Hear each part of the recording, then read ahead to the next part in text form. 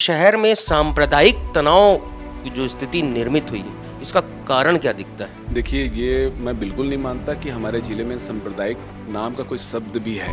यहाँ के लोग बहुत ही भोले-भाले, धर्म नगरी कहा गया है। मैं इतना जानता हूँ कि हमारा ज़िला धर्म प्रिय ज़िला है, वो सभी धर्मों का सम्मान करता है। वो तो बिल्कुल सोची-समझी एक साजिश का एक हिस्सा था। 2 पक्षों की लड़ाई थी, 2 पक्ष आपस में लड़े थे। लोग धर्म के लेकर राजनीति जो कर रहे हैं, उसका कारण है कि कहीं न कहीं पूरे प्रदेश में एक माहौल बन गया कि छत्तीसगढ़ में भी ऐसा होने लग गया। हमने तो कभी नहीं सुना था। न्यूज़ नेशनल न्यूज़ चैनल एक कार्यक्रम प्रस्तुत कर रहे हैं अपने दर्शकों के लिए। अब की बार किसकी सरकार? राजनीति इतर भी कई ऐसे मुद्दे होते हैं, कुछ चेहरे होते हैं जो कहीं ना कहीं राजनीति को प्रभावित करते हैं।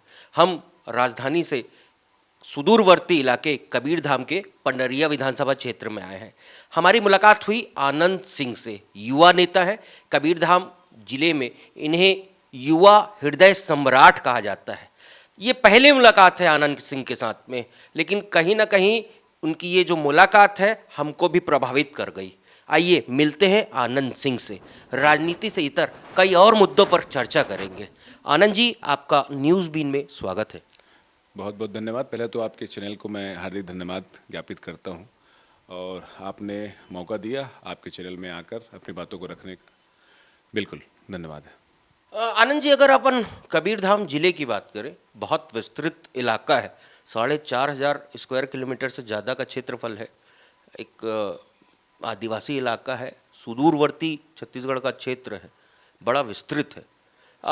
ये कहा जाता है कि आनंद सिंह की संगठन क्षमता बहुत अच्छी है और वो न सिर्फ जुझारू हैं बल्कि परिपक्व भी हैं। कम उम्र के युवा नेता होने के बावजूद परिपक्वता बहुत कम दिखती है। तो ये संगठन की जो क्षमता है ये आपके अंदर कैसे पैदा हुई? देखिए, बचपन से ये चीज़ें गॉड गिफ्टेड होती हैं, मेरा ये मानना है। और बचपन से हम लोगों को अवसर मिला था कि अपने साथी दोस्तों के साथ में कुछ अच्छा काम करने का ललक एक था। और बीच बीच में हम लोग, जिससे लोग अब जन सेवा करने लग गए हैं, किसी का मदद करना, किसी के साथ खड़े होना, ये हम लोग बचपन से देखते आए। और मैं ही नहीं, बहुत सारे ऐसे लोग हैं यहाँ पर। लेकिन हमको अवसर मिला अपने क्षेत्र में और बढ़ चढ़कर काम करने का।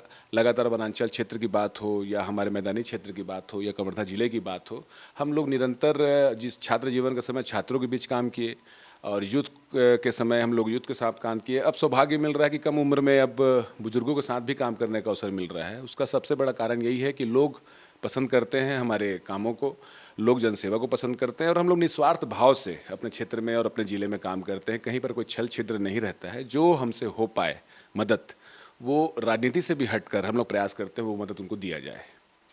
एनएसयूआई का भी आपने चुनाव लड़ा। मूलतः अगर देखा जाए तो आप अखिल भारतीय कांग्रेस कमेटी के कार्यकर्ता के रूप में लगातार काम करते आए हैं। युवक कांग्रेस का जो संगठन है उसमें काम किए, जनपद सदस्य रहे। तो ये यात्रा कैसी रही, कितनी रोचकता से भरी थी? देखिए, जब छात्र जीवन में मैं प्रारंभ किया था, कॉलेज जब गया तो 12वीं के बाद कॉलेज जनरली लोग चले जाते हैं। 12वीं के बाद मैं जो कॉलेज गया तो वहाँ पर एक छात्र यूनियन का कुछ कैंपेन चल रहा था। वो एनएसवाई और का ही था। उससे पहले एबीवीपी नाम से कैंपेन था। तो मैंने देखा कि ये कैंपेन क्या है, कैसा है। उसके बाद फिर अचानक भयानक, ये लगभग 2004-05 की बात करता हूँ मैं। उसके बाद फिर वहाँ पर ऐसा कंडीशन आ गया कि हम लोग तो एक अलग से ग्रुप चलाते ही थे लोगों के साथ काम करने का, अपने छात्र जीवन में भी, अपने लोकल क्षेत्र में। तो वहाँ पर कई प्रकार की बातें उठने लग गई कि हम यहाँ सदस्य बनाएंगे, हम ये बनाएंगे, हम वो बनाएंगे। तो हमने कहा कि भाई अब इनके साथ जुड़ के काम करने से अच्छा है कि अपन लोग खुद अपना स्टैंड लें।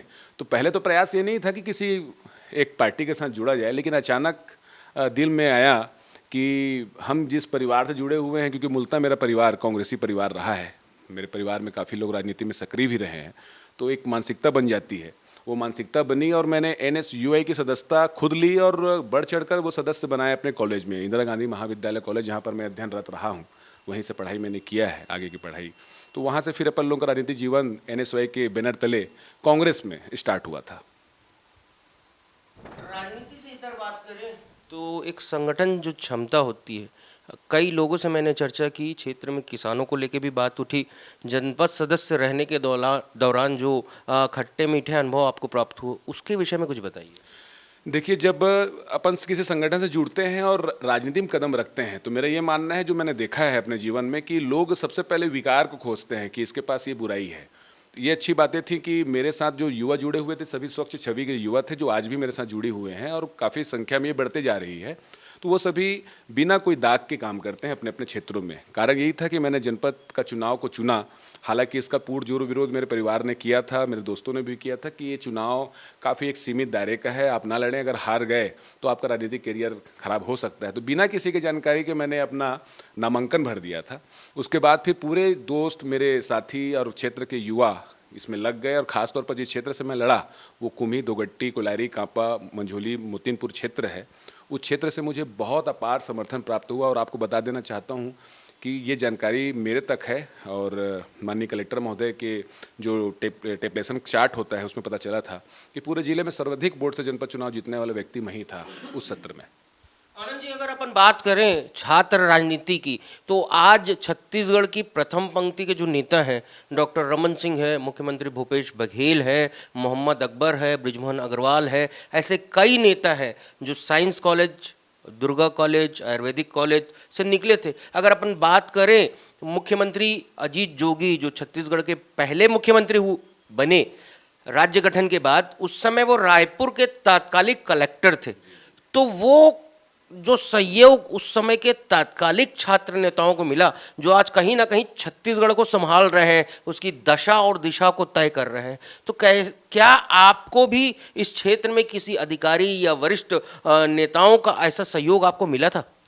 देखिए, सहयोग तो हर एक व्यक्ति को चाहिए, जो मेरा मानना है। जब तक माँ बाप सहयोग नहीं करते, सबसे बड़ा अगर कोई सहयोग करता है तो माँ बाप करता है। लेकिन राजनीति में भी एक गॉडफादर होना जरूरी है। राजनीति में मुझे भी गॉडफादर मिले थे और उसमें बोलने में कोई शंका की विषय नहीं कि अजीत जोगी जी के साथ हम लोग काम किया करते थे। मेरे चाचा खुद धर्मजीत सिंह जी, जो वर्तमान में भी चाचा जी हैं मेरे, वो भी कांग्रेस के बहुत बड़े लीडर हुआ करते थे। अब कंडीशन बहुत सारी बदलती रहती हैं, राजनीति में उथल पुथल चलते रहता है और उस दरमियान ये बहुत सारी चीज़ें हैं जो आपको जानकारी मिली भी होगी, उसे बोलना नहीं चाहूँगा क्योंकि अभी चुनावी समय है। और ये चीज़ें हुई और उन सभी के अंदर में काम करने का अवसर मिला और पुशअप वहीं से मिला।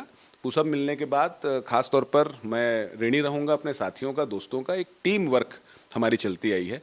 जो राजनीति लोग कह देते हैं कि ये राजनीति है, लेकिन जहाँ भी मुझे आवश्यकता पड़ती है अपने टीम की, वो चीज़ की मुझे बहुत खुशी है कि वो टीम पूरे छत्तीसगढ़ में मुझे नहीं लगता किसी के पास होगी। वो टीम हमारे पास है और वो क्षेत्र में काम करती है, चाहे राजनीति में हो चाहे जनसेवा में हो, उसका फ़ायदा सीधा मुझे मिलता है।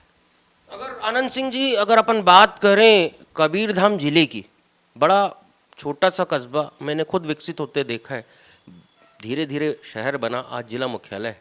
आज उस शहर में सांप्रदायिक तनाव की जो स्थिति निर्मित हुई है, इसका कारण क्या दिखता है? देखिए, ये मैं बिल्कुल नहीं मानता कि हमारे ज़िले में सांप्रदायिक नाम का कोई शब्द भी है। यहाँ के लोग बहुत ही भोले भाले, धर्म नगरी कहा गया है। सांप्रदायिक का बात ही नहीं हो सकता। सनातन धर्म है हमारा। सनातन धर्म में इस प्रकार की चीज़ें हो ही नहीं सकती। जो सनातन धर्म के बारे में अगर जानता हो वो सांप्रदायिक शब्द का उपयोग ही नहीं कर सकता, क्योंकि सनातन धर्म ने कभी भी इस चीज़ों का वर्णन नहीं हुआ है। मैं इतना जानता हूँ कि हमारा जिला धर्म प्रिय जिला है। वो सभी धर्मों का सम्मान करता है, सभी भाईचारे के साथ रहते हैं। और रहा सवाल बीते जो आप घटना की बात कर रहे हैं, वो तो बिल्कुल सोची समझी एक साजिश का एक हिस्सा था। दो पक्षों की लड़ाई थी, दो पक्ष आपस में लड़े थे। उसमें कोई मुस्लिम था, कोई हिंदू था। व्यक्ति तो अपना धर्म खुद तय कर लेता है माँ बाप के जरिए। मैं तो कहता हूँ कि माँ बाप ही तय करते हैं कि मेरा बेटा किस धर्म का होगा, और माँ बाप से पहले उनके माँ बाप तय करते हैं बेटा किस धर्म का होगा। और यहाँ के कंडीशन यही है कि लोग धर्म के लेकर राजनीति जो कर रहे हैं, उसका कारण है कि कहीं न कहीं पूरे प्रदेश में एक माहौल बन गया कि छत्तीसगढ़ में भी ऐसा होने लग गया। हमने तो कभी नहीं सुना था।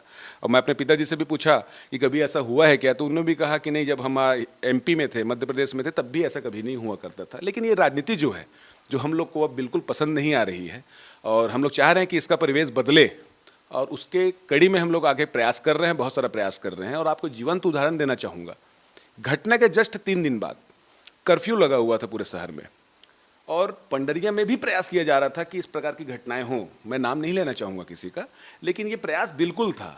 मतलब मस्जिद के सामने जाकर चिल्लाना, गाली गलौज करना और कई प्रकार की चीज़ें करना। देखिए, किसी वर्ग विशेष या किसी धर्म के प्रति मैं कोई आस्था नहीं रखता।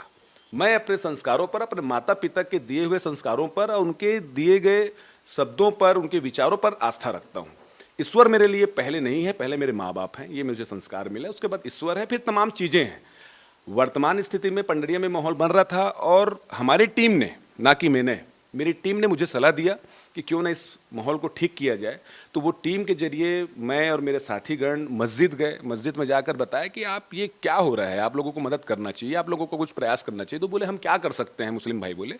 तो हमने बोला कि जिस झंडे को लेकर विवाद है, क्या वो झंडा ही आप लोग लाकर हमारे देवी जी की प्रतिष्ठा पर, जहाँ पर हम लोग देवी जी का नवरात्र मना रहे थे, वहाँ पर आकर लगा दीजिए। सहर्ष वो लोगों ने स्वीकार किया, अपने खुद के पैसे से झंडे लिए, तोरण लिए, उसको चिपकाने का सामान लिया, रस्सी लिया, और अपने छोटे छोटे बच्चों के साथ में हमारे मुस्लिम भाई सीढ़ी लेकर बस स्टैंड पहुंचे, जिसका फोटो हमारे माननीय मुख्यमंत्री जी ने खुद डाला था पेपर में। वो कार्यक्रम हमारी टीम का था और वहां पर ये नारा निकला कि सभी एक। आप जिस प्रकार से बता रहे हैं, लेकिन जो छत्तीसगढ़ में लगातार पिछले वर्ष घटनाएं हुई हैं, चाहे साजा की घटना हो, चाहे भिलाई की घटना हो, चाहे कबीरधाम कवर्धा की घटना हो, ये जो शांति का टापू था छत्तीसगढ़, इसमें ये सांप्रदायिकता का जहर कैसे घुल गया? इसका सीधा सीधा रीज़न यही है भाई साहब, आपको मैं बताना चाहूँगा कि राजनीति एक माध्यम मात्र है लोगों की सेवा की। अगर इसको आप दूसरे पहलू में ले जाएं कि हमें सत्ता पाना है और सिर्फ सत्ता के लिए हम लोगों को राजनीति करनी है, तो आपको ये सभी विषय को समझने में कोई दिक्कत नहीं होगी। ये कारण सिर्फ यही है कि सत्ता पाने के लिए और मुद्दों को भुनाने के लिए इस प्रकार की चीज़ें छत्तीसगढ़ में लाई जा रही हैं, जबकि छत्तीसगढ़ ऐसा नहीं है। छत्तीसगढ़ हमेशा से सभी धर्मों का सम्मान करने वाला, और मूलतः ये छत्तीसगढ़ में हमारे आदिवासी भाई रहते हैं। आप जिसे भी पूछ सकते हैं, इतिहास को देख सकते हैं कि मूल निवासी यहाँ के हमारे छत्तीसगढ़ के भाई हैं, जब छत्तीसगढ़ के आदिवासी भाई हैं। जब उन्होंने अन्य समाजों को एक्सेप्ट कर लिया, सभी लोगों को यहाँ पर स्थान दे दिया। आप भिलाई को जाकर देखिए, मिनी इंडिया कहा जाता है। कौन से देश, सॉरी, इस देश के कौन से प्रदेश के लोग उस भिलाई में नहीं रहते? तो छत्तीसगढ़ का संस्कार ही ये रहा है कि छत्तीसगढ़ ने सबको अपनाया है, और आज छत्तीसगढ़ इसीलिए अपना ख्याति प्राप्त कर चुका है। और ये जो चीज़ें हो रही है, राजनीति से जुड़ी हुई चीज़ें हैं। चलिए, आनंद सिंह का कहना है कि छत्तीसगढ़ ने सभी को अपनाया है। आनंद सिंह कबीरधाम जिले के युवा नेता हैं। पंडरिया विधानसभा क्षेत्र में ये कांग्रेस के बतौर कार्यकर्ता काम कर रहे हैं। एक बड़ी टीम उनके साथ में है। पंडरिया विधानसभा क्षेत्र, जिला कबीरधाम से मैं पंकज विश्वकर्मा